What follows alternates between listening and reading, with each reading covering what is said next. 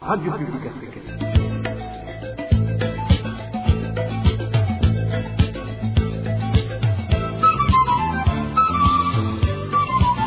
Radio Publique Africaine.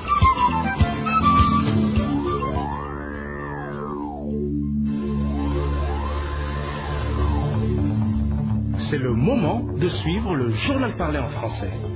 À la présentation, Eloge Diva, Lemesha. Merci d'écouter la radio publique africaine. Bonsoir et bienvenue dans le journal de ce 25 juillet 2026. Tout de suite, les grands titres. Les Burundais réfugiés au camp de Lusenda situé en République démocratique du Congo alertent pour leur sécurité. Depuis un certain temps, le responsable du dit camp les envoie de force au front pour rejoindre les groupes Wazalendo. Et puis les affiliés de la mutuelle de la pension publique pourraient bientôt bénéficier d'un dépistage du cancer, pris en charge avant que la maladie n'atteigne un stade avancé. La mutuelle s'apprête en effet à lancer un programme couvrant les frais des examens de dépistage. Dans ce journal, nous reviendrons également au recensement en cours sur le site d'Ogateli, une opération destinée à identifier les personnes déplacées qui sont hébergées afin qu'elles puissent bénéficier de l'assistance prévue. Voilà pour les titres, le développement, c'est dans un instant. Au bonsoir, démarrons ce journal par la page réfugiés. Inquiétude chez les réfugiés burundais vivant dans le camp de Lusenda situé en RDC qui révèle être préoccupés par l'enrôlement forcé de certains d'entre eux dans la milice Wazalendo. Ces réfugiés pointent du doigt le chef de la police responsable du camp dans cette opération et l'accuse de recourir notamment à des menaces et aux intimidations. Emmanuel Myungeko nous en dit plus. Ce recrutement de certains réfugiés burundais vivant dans le camp de Lusenda a débuté après que plusieurs organisations humanitaires qui leur fournissaient une assistance alimentaire aient suspendu leurs activités, invoquant l'insécurité persistante dans l'est de la République démocratique du Congo.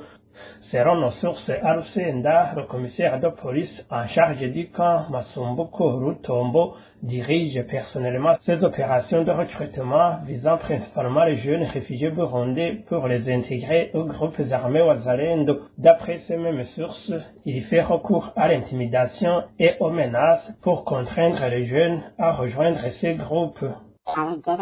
Il ordonne ses policiers à arrêter des jeunes chaque fois qu'ils trouvent un groupe revenant de la recherche de moyens de subsistance.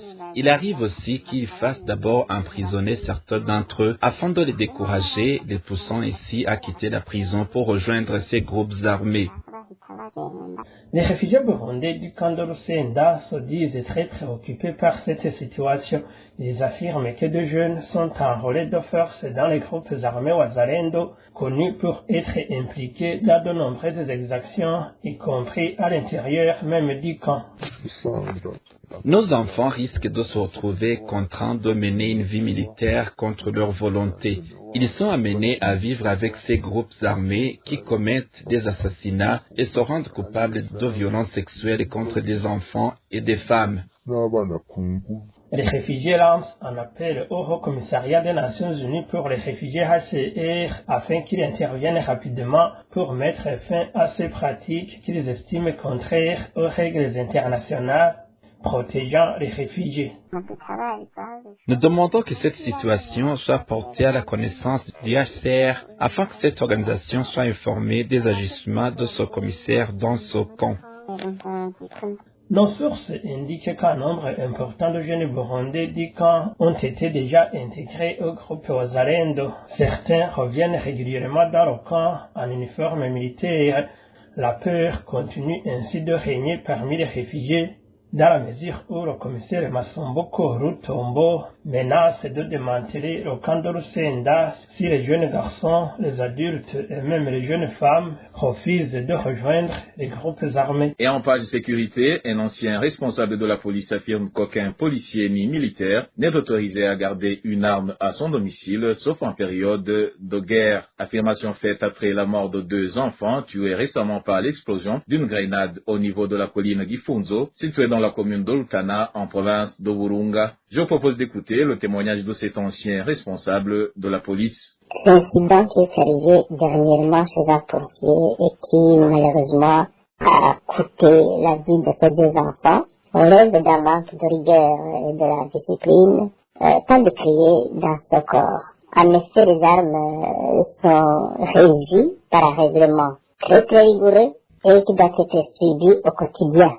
Et ces conserves sont toujours conservées et inspectées dans leurs magasins appropriés.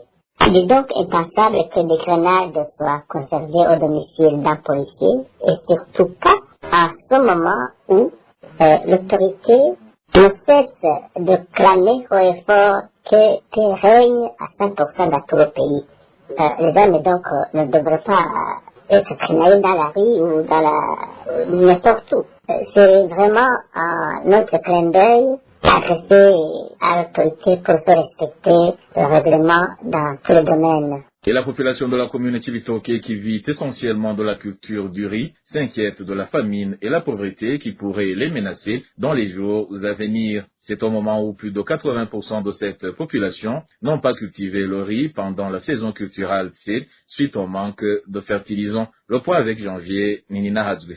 La population de la commune Chibitoke, qui vit principalement de la culture du riz, tant pour l'alimentation que pour des fins pécuniaires, craint une éventuelle famine. Pour cause, elle n'a pas cultivé pour la présente saison culturelle C, suite au manque de fertilisants, regrette notre source. Moi j'habite tout près du dépôt Fomi et il n'y a aucun fertilisant. Actuellement, on ne compte que 15% des riziculteurs qui auraient cultivé pour la saison C. À cet effet, la famine s'annonce déjà et toque à la porte. Actuellement, les fertilisants sont devenus très précieux et très chers. Seuls les riches peuvent s'en procurer, mais là aussi après beaucoup de gymnastique. Un sac qui coûtait 66 000 francs coûte aujourd'hui 300 000 francs et seuls les plus malins et plus actifs peuvent s'en procurer. Ainsi, au cours des mois de septembre et octobre, il se manifestera d'ores et déjà la carence du riz ainsi que le prix trop élevé sur cette denrée.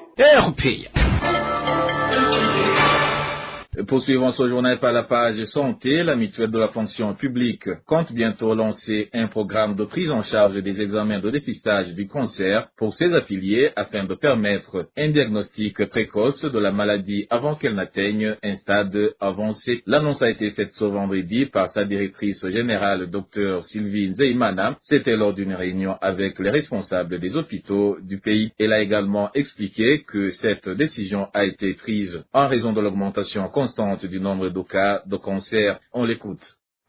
Cette nouvelle prestation, c'est le remboursement des examens de dépistage précoce des cancers du col de l'utérus, du cancer du sein et du cancer de la prostate. Comme on sait que si le dépistage est fait très tôt, les chances de succès thérapeutiques sont nombreuses. La mutuelle a pensé à offrir ce produit, cette prestation, à ses assurés pour augmenter ses chances à ces assurés qui pourront être dépistés positifs à ces cancers, de se faire soigner très tôt et comme ça d'augmenter les chances de guérison. L'objectif de cet atelier était donc d'informer nos partenaires sur l'existence de ce produit et de discuter sur les modalités de mise en application, de mise en œuvre de ce produit par ces formations sanitaires, parce que après tout, ce sont les hôpitaux donc qui vont faire ces examens. Et la mutuelle, quant à elle, son rôle est de rembourser ces prestations aux hôpitaux qui ont refait ces prestations. Ces partenaires nous ont promis d'informer et de sensibiliser d'abord nos assurés sur l'existence de ce produit et sur l'importance et la nécessité du dépistage précoce. Et après, ils pourront mettre en œuvre ce projet le plus rapidement possible.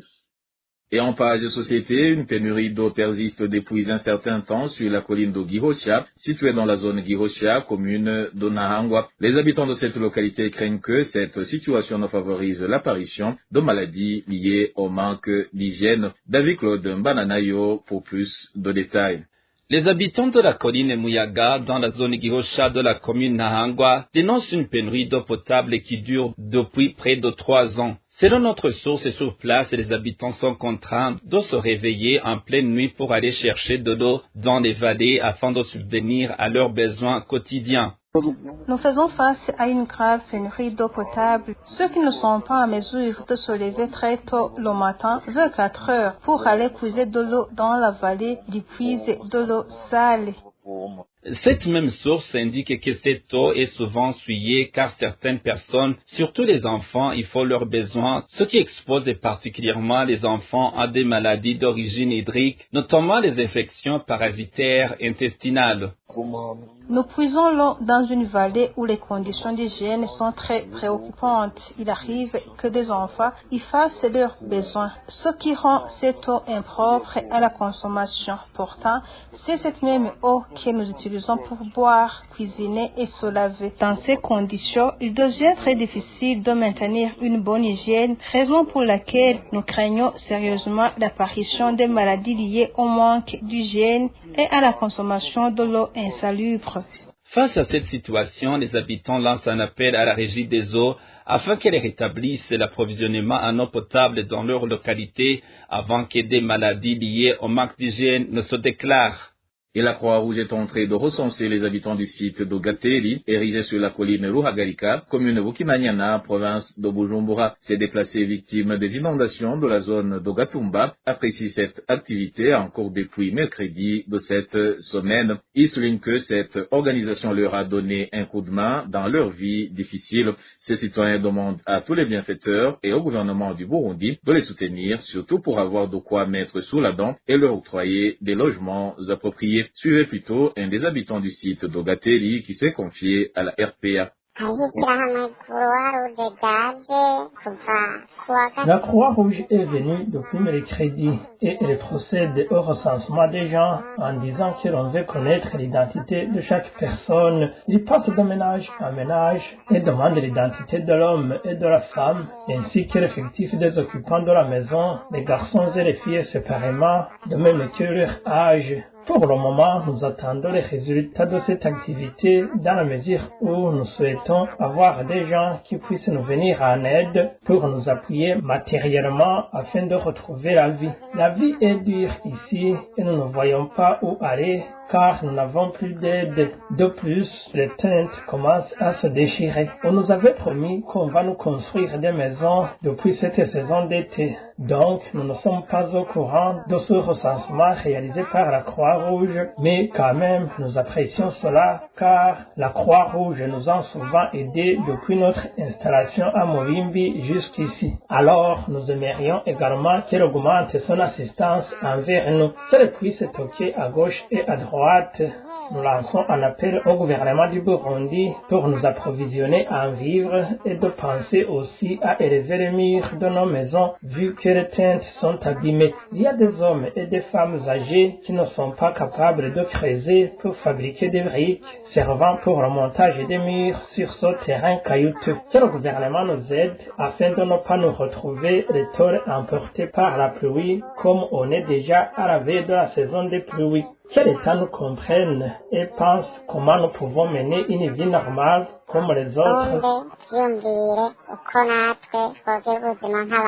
Dernière nouvelle de ce journal, l'impôt foncier sera désormais perçu par l'Office burundais des recettes, l'OBR. C'est ce qu'annonce le porte-parole de cette institution. Dans un communiqué sorti ce vendredi 24 juillet, Stani Ngendakumana indique que cet impôt figure parmi les recettes que l'État du Burundi utilisera dans le budget 2026-2027. Il précise également que son paiement a déjà commencé sur les comptes de l'OBR depuis le 1er juillet de cette année. Suivez plutôt Stani Ngendakumana, il est le porte-parole de l'Office burundais des recettes. Ikigo OBR kiramenyesheje ko hisunzwe ingingo ya 94 y'ibwirizwa inimero 1 agakwego karambitse 10 ryo kwa 30 ruheshi. L'OBR informe que, conformément à l'article 94 de la loi numéro 1/10 du 30 juin 2026 portant fixation du budget général de l'État pour l'exercice 2026-2027, l'impôt foncier sera désormais perçu par l'OBR. Il est donc porté à la connaissance de tous les contribuables que, conformément à l'article précité, l'impôt foncier et ses arriérés doivent être payés sur les comptes de l'OBR à partir du 1er juillet 2026. Pour payer cet impôt, les éléments suivants sont nécessaires. Le numéro d'identification fiscale, le nom et prénom, le nom de la société du payeur, ainsi que la commune dans laquelle il se trouve. La précision que nous souhaitons apporter est que, désormais, toute personne tenue de payer cet impôt doit se rendre dans les communes où elle avait l'habitude de le payer. Le BR est en train de déployer dans les communes où plusieurs agents qui travailleront avec les agents des communes afin que cet impôt soit correctement perçu. Les communes conserveront 60% des recettes issues de l'impôt foncier, tandis que les 40% restants seront versés dans les caisses de l'État. Azogumana ibice 60% by'ayo mafaranga azoba atojwe mu ikori ryo ku gataka, nayo 40% ashike mu kigega ca leta. Et voilà, chers auditeurs de la radio publique africaine, c'est par ici que le journal de ce 25 juillet 2026 se termine. Merci pour votre écoute et je remercie également mes collègues de la rédaction et ceux de la technique pour leur parfaite collaboration. Au micro, vous étiez avec Eloge Divin Remesha. Je vous souhaite un excellent week-end.